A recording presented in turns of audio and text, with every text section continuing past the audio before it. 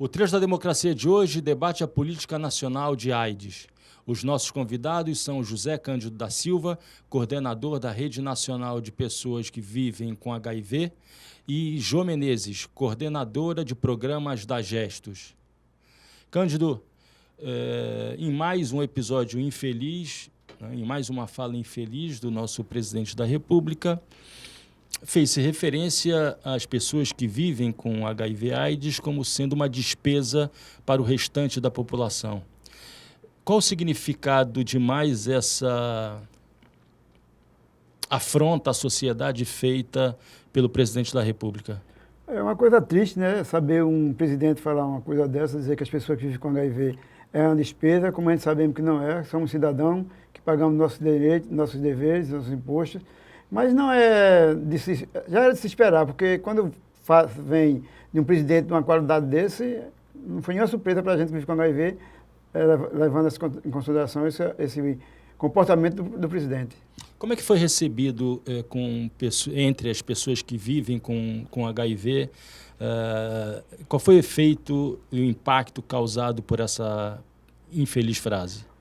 Foi muito triste, né? Porque a gente já enfrenta tanto preconceito, né, diante da sociedade, e quando vem da boca do presidente que dizer que a gente vive com HIV, que é uma despesa, aumenta mais o estigma e preconceito com a gente. Vamos dizer que nós somos um custo para o Estado, e não é bem assim.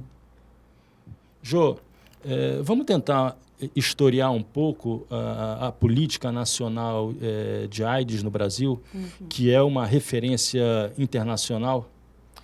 Sim, a política nacional de AIDS no Brasil, ela é criada a partir da própria reivindicação das pessoas que se infectavam com HIV naquele momento e também de outras pessoas que junto a eles, familiares, amigos, pressionavam o governo para ter uma política específica.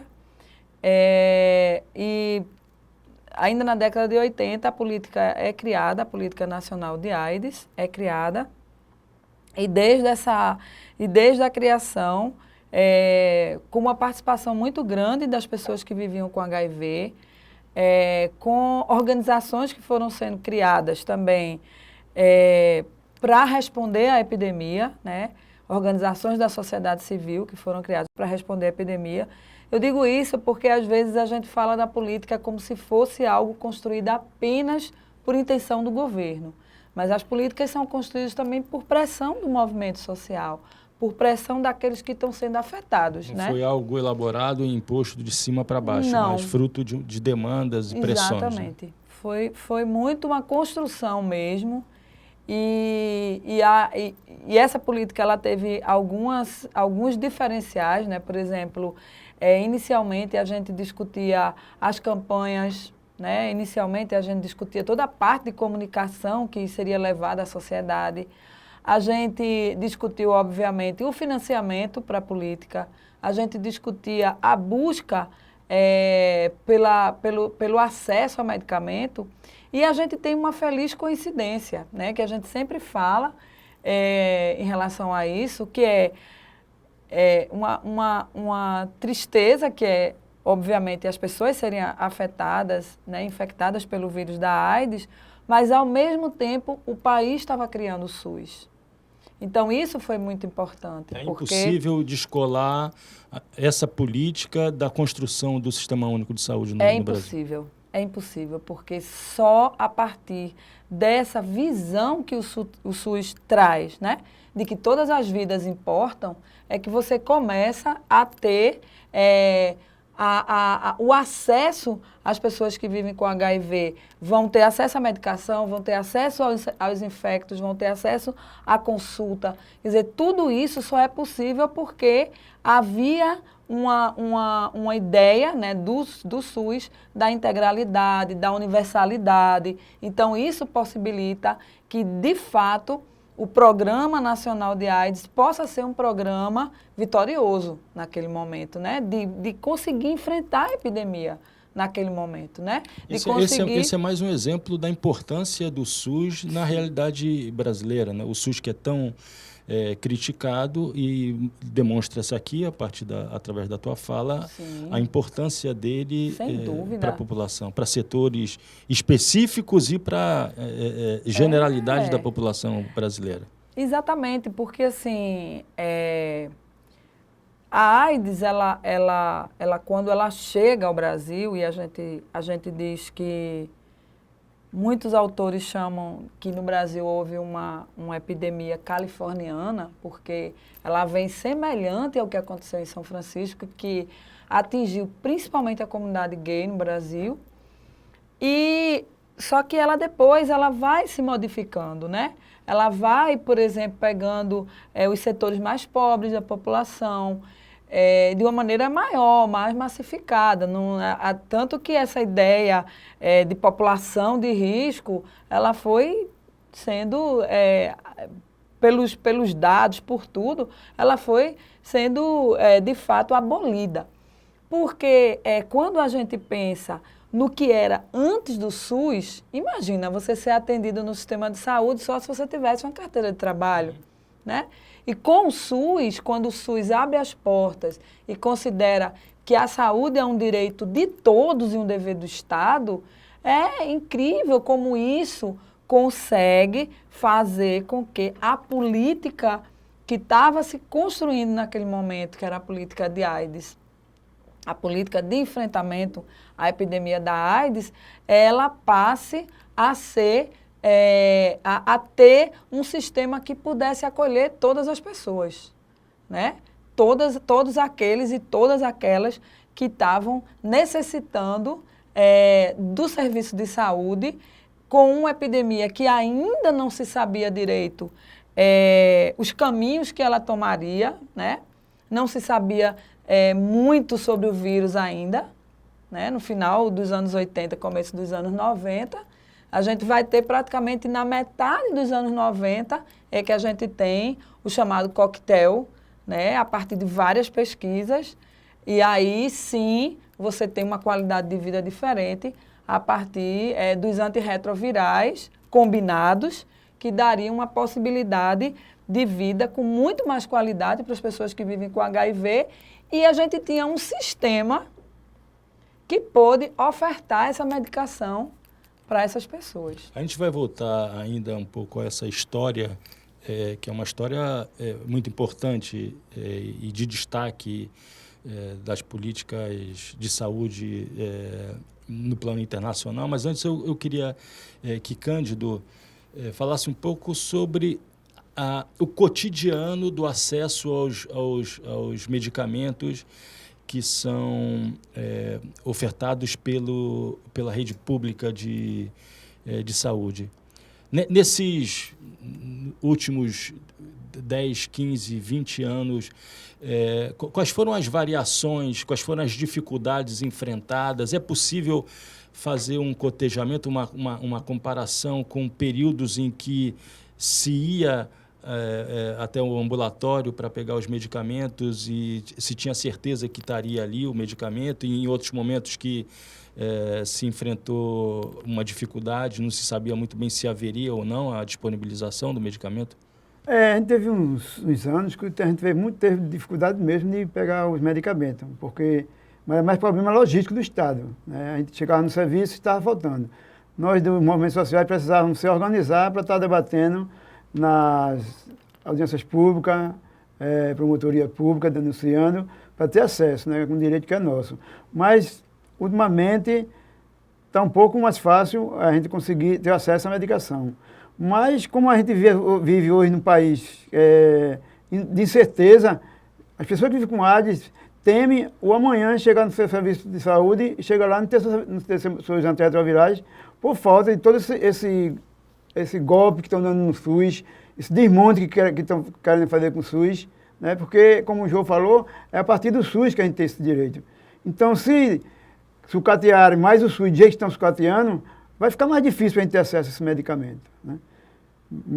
Por isso que a gente que vive com HIV, movimentos sociais, sempre está na luta para estar fortalecendo o SUS. Porque não sei o que seria das pessoas que vivem com HIV se não existisse o SUS. Já se percebe algum tipo de dificuldade surgida de 2019 para cá, de janeiro de 2019 para cá? Sim, a informação que eu tenho do Estado é que os pedidos que eles fazem para o Departamento Nacional para o Ministério da Saúde, dos antirretrovirais, eles estão mandando um pedido de 50% só. Antes vinha suficiente, a gente não tinha problema. Alguns que moravam no interior pegavam 3 meses de medicação, hoje não faz mais isso, porque não tem como distribuir na farmácia medicamento para 3 meses. Às vezes falta para até um mês. Então, quer dizer, então o que está se fazendo é a distribuição de medicamento apenas para um mês, é isso? Sim. Na atualidade? Sim, só para um mês. E mesmo assim, nós estamos enfrentando medicamentos através também, não só dos antirretrovirais, mas para doenças oportunistas, que a gente chama, né? As infecções oportunistas que surgem, que a gente tem maior dificuldade porque esses medicamentos são distribuídos pelo governo do Estado, né? O Ministério fornece os antirretrovirais e para infecções oportunistas é o Estado. E a gente não consegue acessar esse medicamento na farmácia do Estado. Jô, voltando a essa história que eu acho que é muito importante, é preciso que os telespectadores conheçam minimamente,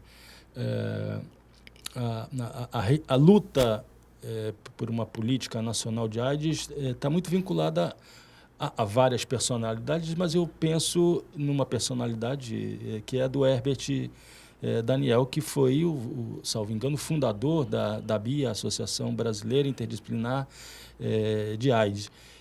Como é que se deu essa organização da sociedade civil a partir do surgimento da epidemia? E como é que, quando a Gestos se organiza e quando, no estado de Pernambuco, são feitas essas articulações? Bom, no Brasil inteiro, a partir da mortalidade, né, das pessoas que estavam infectadas pelo vírus, esse número de pessoas que morriam e a rapidez também, porque nos anos 80, 90, a resposta era muito lenta, né, para a rapidez e vamos dizer assim, a violência do vírus, né? Começaram a existir em vários estados do Brasil pessoas que começaram a criar fóruns para discutir como enfrentar essa situação. E em alguns lugares foram sendo criadas também organizações. Aqui em Pernambuco se iniciou com um fórum mesmo que discutia com várias pessoas. E daí também foram acontecendo a criação de várias organizações que buscavam financiamento, que buscavam apoio para cuidar das pessoas que estavam infectadas. Cuidar no sentido de apoio psicológico, cuidar no sentido de uma escuta e de um acolhimento. E dentro dessa história, a Gestos surge também nos anos 90, no início dos anos 90, com essa preocupação. A preocupação de levar informações sobre prevenção para as comunidades, para as empresas, que naquela época também se fazia muito trabalho com as empresas e tal. E, ao mesmo tempo, apoiar as pessoas que viviam com HIV. E, a partir daí, a Gestos se estrutura, tanto inicialmente com apoio psicológico e depois com apoio jurídico. Porque a questão do preconceito, do estigma, né, ela existe desde o início, né, e até hoje é um dos grandes sintomas da AIDS, é o preconceito e o estigma que as pessoas que vivem com HIV sofrem. Então, a gente criou também essa parte da assessoria jurídica para agilizar, porque as pessoas tinham pressa, né, porque como era uma doença, e naquele momento era uma doença que precisava de rapidez nas ações, nós criamos dentro da Gestos, além do apoio psicológico, o apoio jurídico, e a partir daí a gente começou a fazer uma reparação dos direitos das pessoas que viviam com HIV e aprofundar a discussão dos direitos humanos das pessoas que viviam com HIV. Na sequência, a gente também aí faz parte um pouco da história do movimento e também da política de AIDS no Brasil, porque no Brasil o que se fazia era discutir consensos científicos sobre medicação. Então, por exemplo, o Brasil tinha uma lista de 10 medicações dentro desse consenso. Então, o Brasil comprava, né? Isso já depois dos antirretrovirais. Só que, às vezes, essa medicação, rapidamente, ela... Não é que ela fosse superada, mas pessoas que já viviam com HIV há mais tempo, elas precisavam de drogas mais potentes, mais avançadas. E aí, quando saía alguma notícia científica e tal, de uma droga mais avançada, mas que não estava dentro do consenso brasileiro, a gente também usava a nossa assessoria jurídica para conseguir que o governo comprasse essa droga mais avançada, ou seja, esse remédio mais eficaz, para salvar a vida das pessoas. Então, e isso foi uma coisa que a Gestos fez, mas várias outras organizações no Brasil fizeram. Inclusive, essa questão da busca por medicação e tal, ela é uma iniciativa da sociedade civil.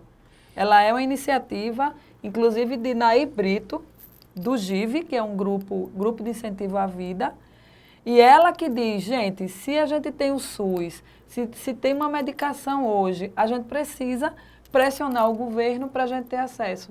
E daí, esse diálogo foi um diálogo democrático e interessante que, de fato, deu num caminho, né, vamos dizer assim, até de pioneirismo do Brasil como um país pobre, mas que conseguia fazer com que as pessoas tivessem acesso. Cândido, a frase do Bolsonaro não está descolada de um contexto mais amplo, que é o próprio contexto da formação do seu governo, né? Nós temos uma ministra como a Damares, que faz o discurso da família tradicional, de defesa da família tradicional. Existe por trás do Ministério da Saúde uma clara intenção de ressecamento da estrutura do SUS, né? Existe um Ministério da Economia, liderado pelo Paulo Guedes, que tem a clara intenção de cortar os poucos recursos que já são provenientes da PEC da morte. Como é que a rede nacional que você coordena se posiciona diante desse conjunto de características que talvez tenha apenas tenha sido verbalizada da forma grotesca pelo Bolsonaro quando se referiu às despesas? Inclusive, né, diante dessas falas dele, né, fala de dizer que quem vive com HIV não é despesa, a Rede Nacional das Pessoas Vivendo com HIV, a RNP Brasil, está entrando com processo contra ele também agora, e também se posicionou. A Articulação Nacional de AIDS se posicionou contra essa fala dele, o Conselho Nacional de Saúde também se posicionou contra essa fala dele, porque acham um retrocesso, né, diante da fala de tudo que ele faz nesse sentido, jogando a gente contra a sociedade, as pessoas que vivem com HIV contra a sociedade. Né?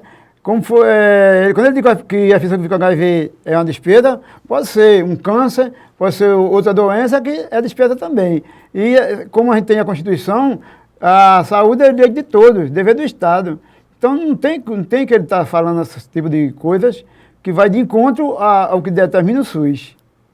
Não, porque, na verdade, o termo despesa é utilizado para tudo aquilo que diz respeito à área social, né? Tudo que é da área social, tudo que é investimento social é tratado por esse governo como sendo despesa. Jô, recentemente, logo depois da frase do presidente da República, Drauzio Varela gravou um vídeo valorizando, né, enfatizando o valor dessa política nacional que você historiou na primeira parte do programa, fazendo uma comparação com a realidade sul-africana. Né? Uhum. E, num determinado momento dessa sua fala, ele disse, se o Brasil não tivesse desenvolvido essa política, teria hoje o mesmo percentual de pessoas infectadas que existe hoje na África do Sul, que, salvo engano, são 10% da população. Drauzio Varela está certo quando fala isso? Eu acho que o grande acerto, volto a dizer, né? Parece que eu estou puxando a brasa para a nossa sardinha, mas, de fato, o grande acerto da política nacional de AIDS aqui no Brasil foi o tempo inteiro estar associado à sociedade civil, sabe? Estar em diálogo com a sociedade civil, porque existem alguns espaços que o movimento social consegue alcançar, que as organizações não governamentais conseguem alcançar e que o Estado não conseguia alcançar, né? Muitas vezes também, quando você você quer se comunicar com a população e você vai utilizar-se apenas dos termos técnicos, por exemplo, a gente sabe que não consegue, né, comunicar bem aqueles que precisam daquela informação. E eu acho que esse processo a sociedade civil construiu de uma maneira muito interessante, né? A gente trabalhou no Brasil durante muito tempo, não só com a visão de campanhas específicas para momentos específicos, mas a gente teve uma prevenção que era feita de uma maneira mais continuada, né, nos espaços, em vários espaços das comunidades. A gente utilizava as próprias unidades de saúde para fazer isso. A gente utilizava as associações de moradores, todos os lugares de uso comunitário eram espaços para realizar ações educativas de diálogo com a população em relação à prevenção ao HIV. Isso não é a mesma realidade hoje, tá certo? Isso eu acho que é uma perda, né, muito grande no programa, esse pouco investimento em ações continuadas, em ações com um diálogo mais profundo sobre prevenção. E eu acho que isso é um diferencial. Isso, não que a gente não continue a ter casos de AIDS no Brasil, porque é preciso que se diga isso. Não que a gente não continue a ter mortalidade, né, de pessoas que vivem com AIDS no Brasil, porque também precisa ser dito isso.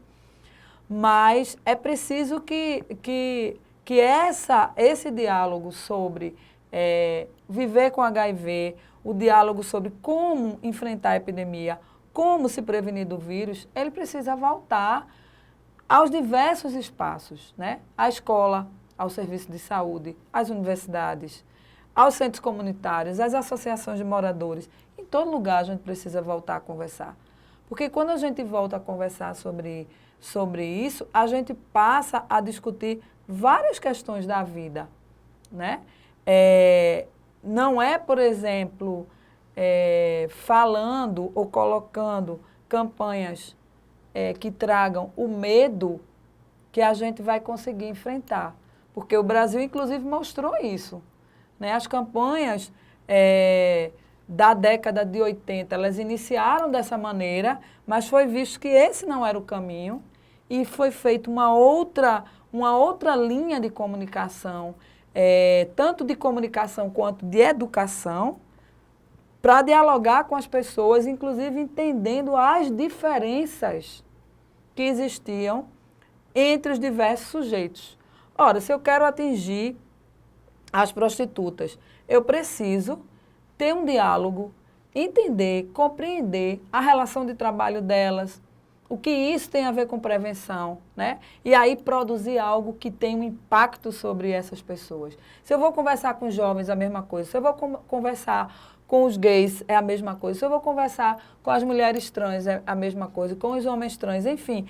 Essa diversidade no tratar da prevenção foi algo que o Brasil veio construindo durante muito tempo. Agora, como muito bem disse Cândido, para nós tudo é uma incógnita. A gente não sabe como vai se desenrolar a partir de agora tudo isso. A campanha que foi feita agora no Carnaval, o vídeo que foi feito agora no Carnaval, para falar sobre as ISTs, ela é uma campanha protagonizada por jovens, todos que aparecem no vídeo são jovens. No entanto, a música é uma música, parece quase uma música de terror, e a mensagem é uma mensagem que, no meu entender, se cola muito com a mensagem da abstinência sexual, sabe? Que não é uma coisa de um diálogo, de um entender, de compreender e de ouvir o que o jovem está pensando sobre. Mas é uma coisa de dizer assim, se você vai transar, use camisinha.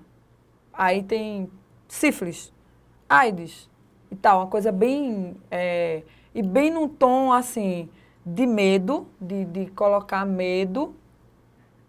E quando você coloca medo em relação a isso tem, na minha avaliação, na avaliação que a gente fez, inclusive, na Gestos, tem um impacto sobre as pessoas vivendo com HIV.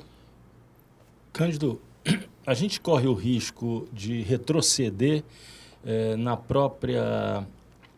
próprio avanço que houve da caracterização inicial de grupo de risco para comportamento de risco. A gente corre o risco hoje de, por conta dessa estigmatização, retornar à ideia de grupos de risco? Sim, corre, né? Corre tanto que começa com um retrocesso, né? Até a ECO 95 agora, né? Que quando congela o recurso para a saúde e educação, como fazer campanhas se não tem orçamento? Como fazer um tratamento melhor se o orçamento da saúde cada dia diminui? Nós, de movimentos sociais, tínhamos um diálogo muito bom com o Ministério da Saúde. Depois de 2016 para cá, foram cancelando tinha a Comissão Nacional de AIDS, a CNAIDS, da qual eu fazia parte, era que a gente assessorava o ministro. Ele acabou com a Comissão de AIDS, a Comissão ACAMES, que era a Comissão Nacional de Articulação com o Movimento, ele acabou também. Todo o setor de diálogo que a gente tinha com o governo, ele acabou, não tem diálogo nenhum com a sociedade. A tua fala e a fala da Jô se complementam, né? Quer dizer, esse não é um governo do diálogo, né? Não é. Nem nas campanhas, o medo substituiu a ideia do diálogo, como da prática E nem a assistência. E também o diálogo com os movimentos, né? Quer dizer, a ideia retorna a uma ideia hierarquizante, voltada para o corte de garantias e de direitos. Isso. Como é que a sociedade civil vai responder, vem respondendo a essa avalanche, Cândido? A gente tem ocupado os espaços, né, como Ministério Público, Conselho Nacional de Saúde, Conselho Estadual de Saúde. Quem são os aliados dessa luta? São poucos, né? São poucos ainda, mas a gente tem alguns aliados que estão levando essa discussão para os conselhos e para o espaço de debate, mas está muito difícil encontrar uma pessoa também que esteja nos apoiando nessa discussão. Se não for as ONGs, o único apoio que eu entendo é as ONGs, porque o Ministério Público também não tem dado a resposta necessária que a gente precisa.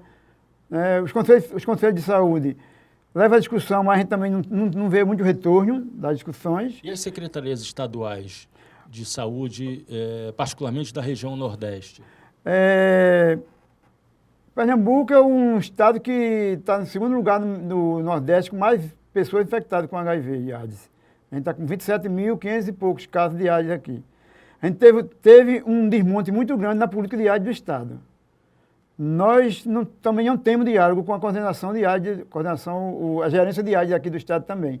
Porque depois que mudou de gestão da coordenação, a gente veio de cima para baixo, né? Tudo desmantelando tudo. A gente não tem mais um diálogo com a Secretaria de Saúde daqui. Coisa que a gente também tinha antes. Um diálogo, se reunia com a Secretaria de Saúde, com a coordenação. Hoje não tem mais isso. Fica dependendo de ações ou da GESP ou da RNP e Ministério Público e Conselho de Saúde. A gente fica partindo disso. Não tem o que fazer mais do que isso.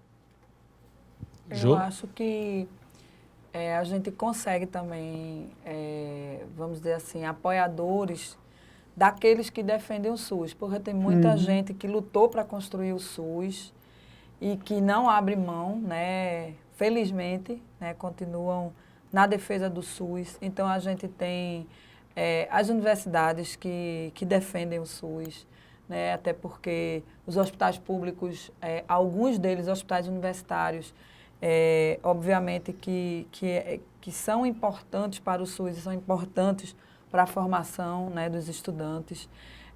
Você tem também nas secretarias de saúde, eu acho, dos governos do Nordeste, existe uma preocupação em relação a isso, uma preocupação em relação a essa PEC que tirou recursos e que, quer dizer, congela recursos por 20 anos e que, aliando, né, dois setores fundamentais para a vida em sociedade, que é educação e saúde, né? Então, eu acho que dentro disso a gente consegue alguns aliados, embora a gente ainda se sinta muito num campo em que a gente denuncia, mas que a rapidez da resposta é muito lento, né? Porque se você vai judicializar, né? Então tudo é lento, né? Tudo é muito lento e as pessoas precisam de resposta porque tem a ver com a saúde delas, com a vida delas, né? E cada vez que o SUS é afetado, não tenha dúvida, né? Cada vez que o SUS sofre qualquer que seja o desmonte, seja na atenção primária, seja na atenção secundária, ou seja mesmo nos hospitais, né? A gente vai ter um impacto muito grande na vida das pessoas que vivem com HIV, porque para elas a medicação é fundamental, para elas a consulta com o infectologista e com as outras áreas é fundamental, porque só lembrando, as pessoas que vivem com HIV, o vírus, a principal questão dentro do corpo das pessoas é trazer, vamos dizer assim, uma falha no sistema imunológico. Então, várias outras doenças acontecem. Então, a gente precisa ter um acompanhamento que não é só do infectologista. E isso, às vezes, fica comprometido, às vezes não, quase sempre, quando o SUS é desmantelado da forma como está sendo. Nosso programa chega ao fim. Muito obrigado, Cândido. Muito obrigado, Jô. E o Trilhas da Democracia volta na próxima semana, sempre às terças, às 9 horas da noite, com reapresentação aos domingos, às 7 horas da noite. Até lá.